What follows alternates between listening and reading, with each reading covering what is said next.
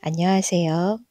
마음과 마음이 이어지는 소리의 행복한 나무입니다. 오늘은 톨스토이의 단편선 두 번째 책을 가져왔습니다. 그 중에 세 가지 물음이라는 내용을 읽어드릴 텐데, 이 이야기에는 왕의 세 가지 질문에 대한 내용이 나옵니다. 첫 번째, 어떤 일을 시작해야 할 적시를 항상 안다면? 두 번째, 귀를 기울여야 할 사람과 피해야 할 사람을 항상 안다면. 세 번째, 해야 할 가장 중요한 일을 항상 안다면. 여러분은 이 질문에 어떻게 답하실 수 있나요?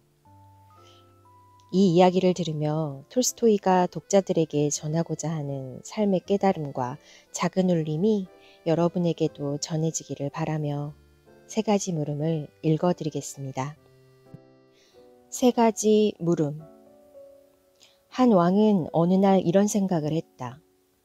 어떤 일을 시작해야 할 적시를 항상 안다면, 귀를 기울여야 할 사람과 피해야 할 사람을 항상 안다면, 그리고 무엇보다 해야 할 가장 중요한 일을 항상 안다면 무슨 일을 하든 실패하지 않을 텐데.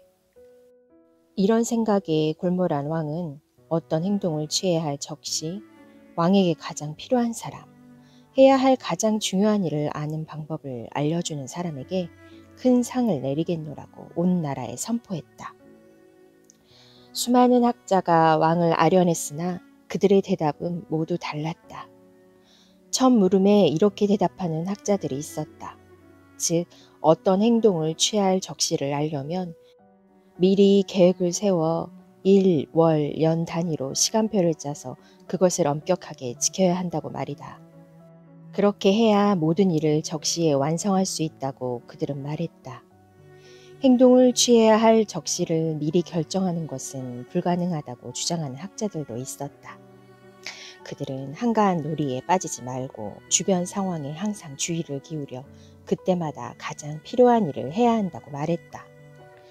하지만 왕이 아무리 주변 상황에 주의를 기울여도 어떤 일을 해야 할 적시를 올바르게 판단하는 것은 불가능하다고 주장하는 학자들도 있었다. 그들은 행동을 취해야 할 적시를 결정하는 데 도움을 줄 현자들로 구성된 자문회를 만들어야 한다고 주장했다. 그런데 일부 학자들은 행동을 취해야 하는지 말아야 하는지 자문의 의견을 구할 겨를도 없이 당장 결정해야 하는 사안도 있다고 주장했다. 그러면서 행동 여부를 결정하려면 앞으로 일어날 일을 미리 알아야 하는데 그것을 아는 이는 점쟁이밖에 없다고 말했다. 따라서 어떤 행동을 취해야 할 적시를 알려면 점쟁이한테 물어봐야 한다고 강조했다. 둘째 물음에도 다양한 대답이 나왔다. 왕에게 가장 필요한 사람은 고문관이라고 말하는 학자들도 있었고 성직자, 의사 또는 병사라고 각각 주장한 학자들도 있었다. 가장 중요한 일은 무엇인가라는 셋째 물음에 일부 학자들은 학문이라고 대답했다. 반면 전쟁 기술 개발이나 신에 대한 경배라고 주장하는 학자들도 있었다. 온갖 다양한 대답이 나왔지만 왕은 어느 것에도 동의하지 않았고 누구에게도 상을 주지 않았다. 그러나 여전히 해답을 찾고 싶었던 왕은 아주 지혜롭다고 알려진 은사에게 조언을 구하기로 했다. 은사는 숲에 살고 있었는데 그곳을 한 번도 떠난 적이 없었고 서민만 만났다. 그래서 왕은 소박한 옷을 입었고 은사의 암자에 도착하기 전에 말에서 내려 호위대를 뒤에 남겨두고 혼자 걸어갔다. 왕이 다가갔을 때 은사는 암자 앞에서 땅을 파고 있었다. 왕을 본 은사는 그에게 인사를 하고 계속 땅을 팠다. 마르고 약한 은사는 가래로 땅을 찍어 흙을 파 엎을 때마다 숨을 가쁘게 쉬었다.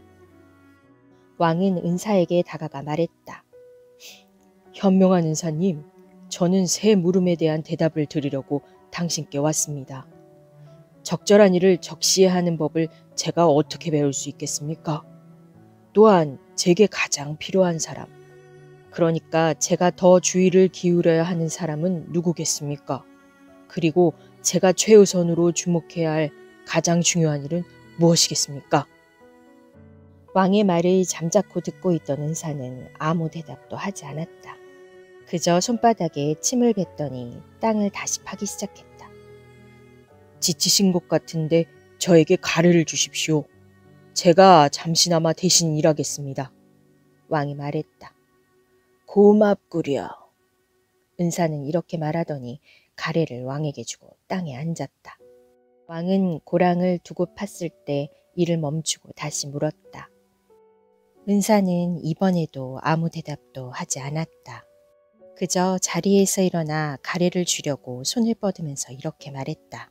이제 좀 쉬게. 내가 좀 할 테니. 그러나 왕은 가래를 주지 않고 계속 땅을 팠다. 1시간이 지나고 또 1시간이 지났다.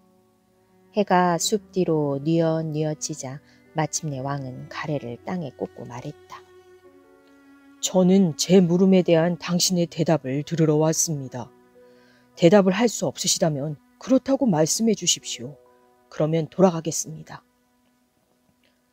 누군가가 여기로 달려오는군. 어디 누구인지 봅시다. 은사가 말했다. 왕이 뒤를 돌아보니 수염이 덥수룩한 남자가 숲에서 달려오고 있었다. 남자는 두 손으로 배를 부여잡고 있었는데 배에서 피가 뚝뚝 떨어졌다. 남자는 왕 앞에 왔을 때 희미한 신음소리를 내며 기절하듯 쓰러졌다. 왕과 은사가 남자의 옷을 벗기자 배에 큰 상처가 나 있었다. 왕은 조심스럽게 남자의 배를 닦아내고 자신의 손수건과 은사의 수건으로 붕대를 만들어 상처에 감았다. 그러나 피가 멈추지 않았다. 왕은 따뜻한 피로 흠뻑 젖은 붕대를 떼어내어 씻은 다음 상처에 다시 감아주는 일을 몇 번이고 반복했다. 마침내 피가 멈추자 의식을 찾은 남자는 마실 것을 부탁했다. 왕은 신선한 물을 가져와 남자에게 주었다. 그러는 사이 해가 저물고 날이 서늘해졌다. 그래서 왕은 은사의 도움을 받아 상처 입은 남자를 암자 안으로 운반해서 침상에 눕혔다. 침상에 눕혀진 남자는 눈을 감았고 조용했다. 한편 걷고 일하느라 피곤했던 왕은 문 입구에 쪼그리고 앉아 잠이 들었다. 어찌나 홍곤이 잠들었는지 짧은 여름밤 내내 한 번도 깨지 않고 잤다. 아침에 일어난 왕은 자신이 어디에 있는지 그리고 침상에 누운 채 눈빛을 반짝거리며 자신을 골똘히 바라보는 낯선 남자가 누구인지 알아차리기까지 오랜 시간이 걸렸다. 수염이 덥수룩한 남자는 왕이 잠에서 깨어 자신을 물끄러미 바라보자 나를 용서하세요 라고 가냘픈 목소리로 말했다. 나는 당신을 모르. 그리고 당신을 용서할 일도 없소. 왕이 말했다. 당신은 나를 모르지만 나는 당신을 압니다. 당신이 내 형을 사형에 처하고 내 재산을 몰수하였습니다. 그리하여 나는 당신에게 복수하기로 맹세했으니 당신의 적입니다. 당신이 혼자 은사를 만나러 간다는 정보를 입수하고 당신이 돌아오는 길에 당신을 죽이려고 했습니다. 그런데 하루가 다 가도록 당신은 돌아오지 않더군요. 그래서 잠복해 있던 나는 당신을 찾으러 나왔다가 당신의 호위대와 맞닥뜨렸습니다. 그들은 나를 알아보고 상처를 입혔습니다. 나는 그들을 피해 달아났습니다. 하지만 당신이 상처에 붕대를 감아주지 않았더라면 나는 피를 쏟다가 죽었을 겁니다. 나는 당신을 죽이고 싶었는데 당신은 날 살렸습니다. 만일 내가 살아난다면 그리고 당신이 원한다면 나는 가장 충실한 종으로서 당신을 섬길 것이고 내 아들 녀석들에게도 그렇게 하라고 이를 것입니다. 그러니 나를 용서하세요. 왕은 자신의 적과 그렇게 쉽게 화해를 하고 그를 자기 편으로 만들었다는 사실에 대단히 흡족했다. 그래서 남자를 용서했을 뿐만 아니라 그를 돌볼 하인과 의사를 붙여주고 그의 재산도 되돌려주겠다는 약속을 했다. 왕은 상처를 입은 남자와 인사를 하고 문 밖으로 나와 은사를 찾았다. 돌아가기 전에 은사에게 새 물음에 대한 답변을 해달라고 한 번 더 부탁할 참이었다. 은사는 밖에서 무릎을 꿇고 앉아 전날 파놓은 고랑에 씨를 뿌리고 있었다. 왕은 은사에게 다가가 말했다. 마지막으로 부탁합니다만 제 물음에 대답을 해주십시오. 당신은 이미 답을 얻었소. 은사는 가느다란 다리로 여전히 쪼그리고 앉아 앞에 서 있는 왕을 올려다보며 말했다. 답을 얻었다니요? 무슨 말씀이십니까? 왕이 물었다. 그러자 은사가 말했다. 모르겠소? 당신이 어제 허약한 나를 가엾이 여겨 내 대신 고랑을 파지 않고 그냥 돌아갔다면 그 남자는 당신을 해쳤을 거요. 그러면 당신은 나와 함께 있지 않았던 것을 후회했겠지. 따라서 가장 중요한 순간은 당신이 고랑을 팠던 때고 가장 중요한 사람은 나였으며 당신에게 가장 중요한 일은 나를 도와준 일이었어. 이후에 남자가 우리에게 달려왔을 때 가장 중요한 순간은 당신이 남자를 돌보았던 때였어. 당신이 그의 상처에 붕대를 감아주지 않았더라면 그는 당신과 화해도 못한 채 죽었을 것이기 때문이요.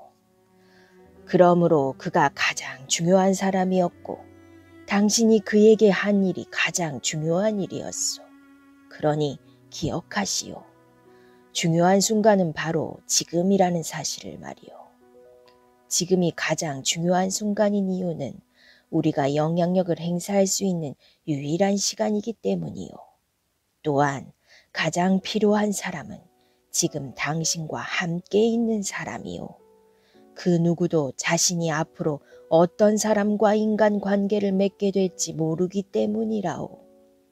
그리고 가장 중요한 일은 함께 있는 그 사람에게 선을 행하는 것이요. 이는 인간이 이 세상에 온 유일한 이유가 바로 그것이기 때문이요.